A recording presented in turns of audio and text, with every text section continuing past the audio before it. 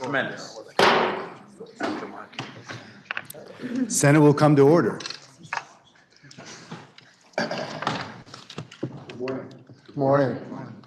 Please join me in a moment of silence in lieu of devotional.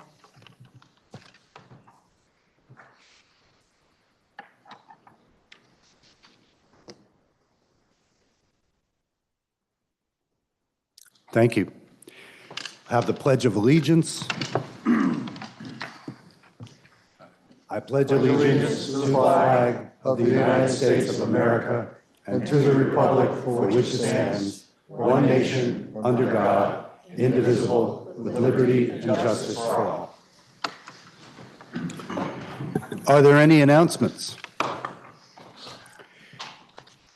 We have a joint resolution to take up at this time, JRS 10, relating to weekend adjournment. Please listen to the reading of the resolution.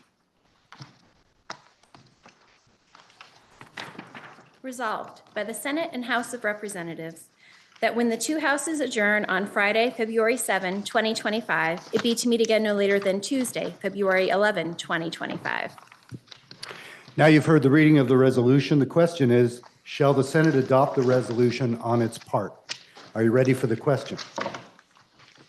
If so, all those in favor signify by saying aye. Aye. All those opposed, nay. The ayes have it, and you have adopted the resolution. We have a series of Senate bills to introduce at this time. First of those is S40, introduced by Senator Westman. Please listen to a first reading of the bill. S40, an act relating to authorizing drawdowns of dams during emergency flood events. Now you've heard the first reading of the bill. The bill will be referred to the Committee on Natural Resources and Energy. We have S41, also introduced by Senator Westman. Please listen to the first reading of the bill. S41, an act relating to authorizing the use of state waters by hydroelectric generation facilities.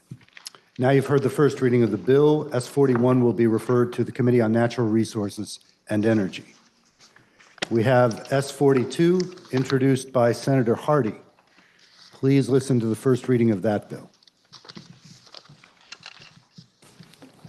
S42, an act relating to implementing the restaurant meals program.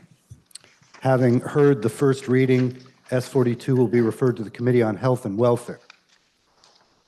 We have S43, introduced by Senator White and others. Please listen to the first reading of that bill. S43, an act relating to reference-based pricing and cost containment in the state employees' health plan. Now, having heard the first reading of S43, it will be referred to the Committee on Government Operations. S44, also introduced by Senator White and others, Senators Clarkson, Gulick, Harrison, Hashim, and Major. Please listen to the first reading of S44.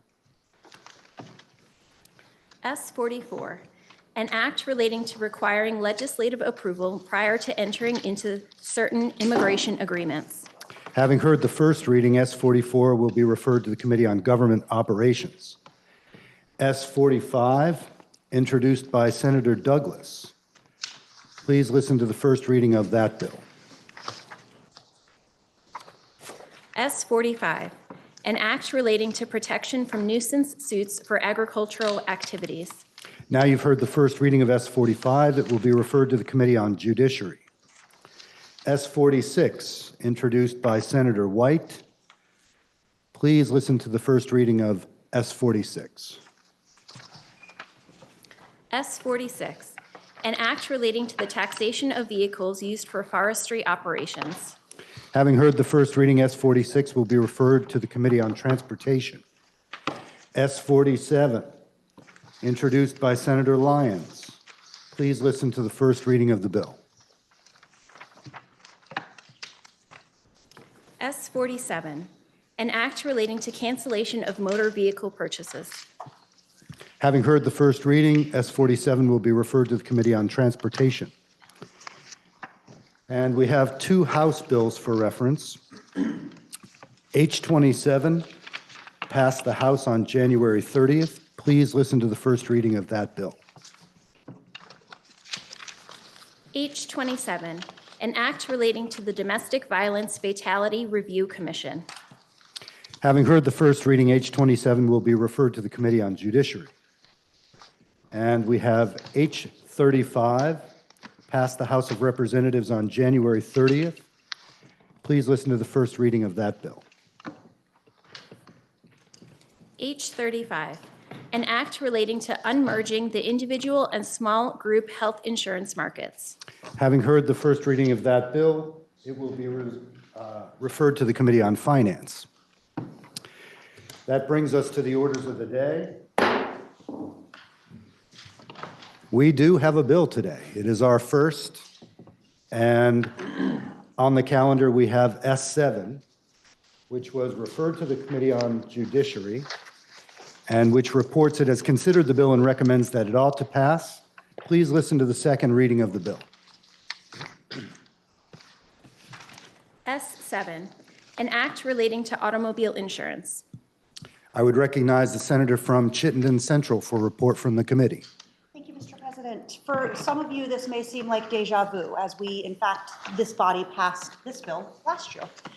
S7 is a bill relating to the aftermath of a motor vehicle crash. In two narrow ways, it adjusts the law so that innocently injured victims can get more value out of their own auto insurance policies. As I said, our work on this bill started last year with testimony from a Vermonter who was horrifically injured by a drunk driver. He told us how he was riding his motorcycle alongside his friend Kenny when his life was turned upside down. He approached an intersection at Chase Hollow Road, and a truck from the opposite direction, he was waiting for the truck to turn, but it didn't. His body hit the truck, he saw the dirt, he was thrown into the air, and he remembered lying on the grass, knowing that his life had changed. He knew he was badly hurt, and he could remember hearing his wife Jackie's voice in the ambulance. He didn't know if he would survive. He did survive, but he lost limbs, lives with debilitating pain, cannot work, and now struggles to support his family.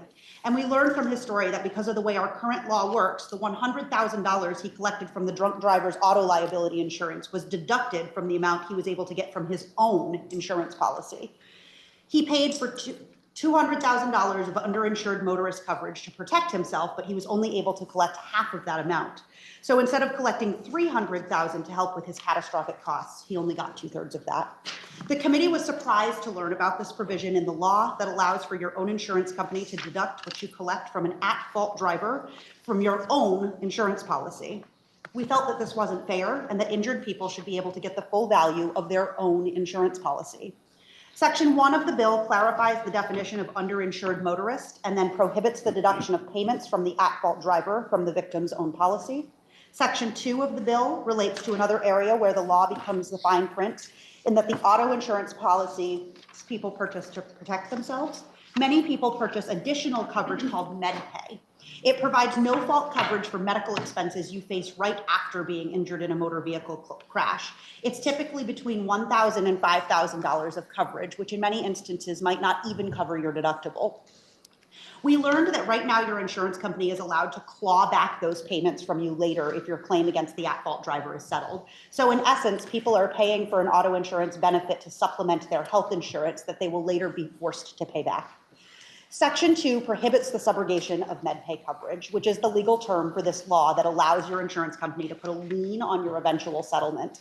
This provision is like the law in New Hampshire, where med subrogation is prohibited. Section 3 of the bill is the effective date. It is January 1st, 2026, and it will only apply to policies that are newly written after that date so that it does not impact existing policy. As you consider this bill, there are a few key things to know. Vermont currently has comparatively low overall average auto insurance premiums. The uninsured and underinsured motorist coverage components of a typical insurance bill are relatively small. By far, the largest part of your insurance bill is liability and collision coverage. The massive increase in healthcare costs and general wage inflation mean that people can only afford the lower levels of insurance after being left further behind. And the idea of being made whole after an accident is important. After paying healthcare bills caused by an accident, there's really not a lot left to live on.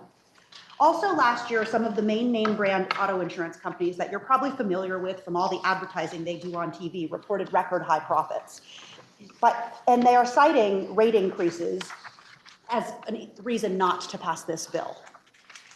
However, as I said, we already have relatively low rate increases, and in the rare instance where someone needs to pay their medical bills, we need to make sure that they get the full value of what they've paid for.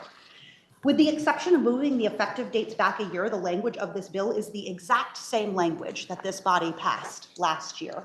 We heard in your Government Operations Committee from Jamie Feehan, the Government Relations Director at a law firm that's not on my list. Furman Piper, thank you. We heard from Adam Necrason, the Vermont Association for Justice and the Necrason Group, Kristen Ross, the president of the Vermont Association for Justice, and Maria Royal, legislative counsel with the Office of Legislative Counsel. And the vote in committee was 500, and we ask for the body's support. Thank you, Senator. The question at this point is, shall the bill be read the third time? Are you ready for that question? Senator from Franklin. Thank you, Mr. President. May I inquire of the reporter of the bill? Porter will be interrogated. I'm wondering if the committee took any testimony as to the potential effect on the rates for insurance in Vermont. So we did take testimony about this, and it certainly was brought up that it could create a small rate increase, but that the future is not completely predictable. It's also because of the hunger for premium dollars to be able to invest, it's unlikely that we would see a significant rate increase. I'm wondering if the committee took any testimony from anyone representing the insurance industry that addressed the cost issue and also the applicability of this kind of coverage in other states. So we did take testimony from Jamie Feehan, who represents the auto insurance industry. And as I said, his testimony was that rates could go up. What we did hear is that these make such small portions of the rates is that it would be really unlikely. And the states are really roughly divided evenly between states that allow for the sort of what we do now versus what we're moving to. What we do now includes states like Illinois, Kansas, Vermont, Tennessee, New Jersey, and South Dakota. What we're moving towards would include Colorado, Arizona, Florida, and Washington. So it's relatively evenly split between the states. And currently, we are one of few New England states that allows for this practice to continue. Thank you, Mr. President. Thank you. The question is, shall the bill be read the third time? Are you ready for that question? If so, all those in favor signify by saying aye. Aye. All those opposed signify by saying nay. Nay. The ayes appear to have it. The ayes do have it, and you have ordered third reading of S7. That completes the orders of the day. And I would look to the senator from Chittenden Southeast for a motion to adjourn. Yes, thank you, Mr. President. Pending announcements, I move that the Senate stand in adjournment until 1 p.m. Wednesday, February 5th, 2025. Thank you. The senator from Chittenden Southeast has moved that the Senate stand in adjournment until 1 p.m. Wednesday, February 5th. Are there any announcements? Senator from Essex. Thank you, Mr. President. Senate Agriculture will meet 15 minutes after the call of the gavel. Senator from Windham. Thank you, Mr. President. Senate Institutions has a different time today. We're going to meet at 2:30. Thank you. Senator from Windham. Senate Judiciary will meet at 10 o'clock. Senator from Windsor. Senate Economic Development, Housing, and General Affairs will meet at 10 o'clock. And the senator from Lamoille. Senate Transportation will meet at 10 o'clock. Senator from Chittenden Southeast. Thank you, Mr. President. Senate Health and Welfare will meet at 10 o'clock. Senator from Rutland. Thank you, Mr. President. Senate Government Operations will meet at 1:30. And the senator from Washington, the junior senator from Washington. Senate Natural Resources and Energy will meet at 10 o'clock. And the senior senator from Washington. Thank you, Mr. President. Senate Finance will meet in the pavilion, I believe at 1:30, but check in the committee room because I'm not sure who we're meeting with over there. Are there any further announcements? Seeing none, Senator from Chittenden Southeast has moved that the Senate stand in adjournment until 1 p.m. Wednesday, February 5th. Are you ready for that question? If so, all those in favor signify by saying aye. Aye. All those opposed, nay. The ayes have it, and thank you for no division, and we are adjourned.